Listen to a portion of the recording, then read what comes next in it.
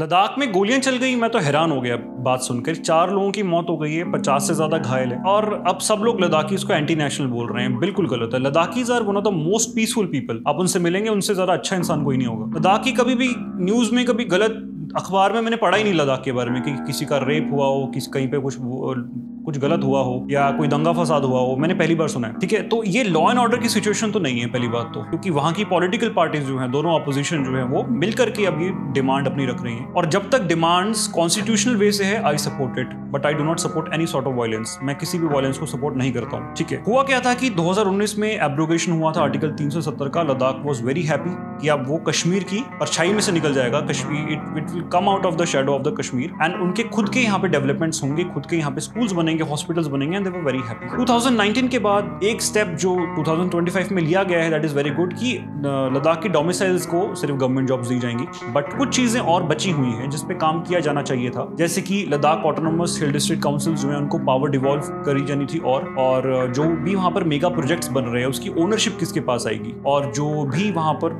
Solar panels बन रहे हैं या फिर कुछ ऑब्जर्वेटरीज बन रही है, उनके खुद के जो इकोलॉजिकल रेपरकशंस होंगे, उनको मैनेज करने के लिए क्या किया जाएगा। सो लद्दाख अगर मांग रहा है स्टेटहुड या फिर शेड्यूल 6 में आना चाहता है, तो उसका एक सिंपल रीजन है कि Ladakh wants to secure its cultural, religious, linguistic and ecological heritage. इससे ज्यादा कुछ नहीं है। Ladakh has always stood for India.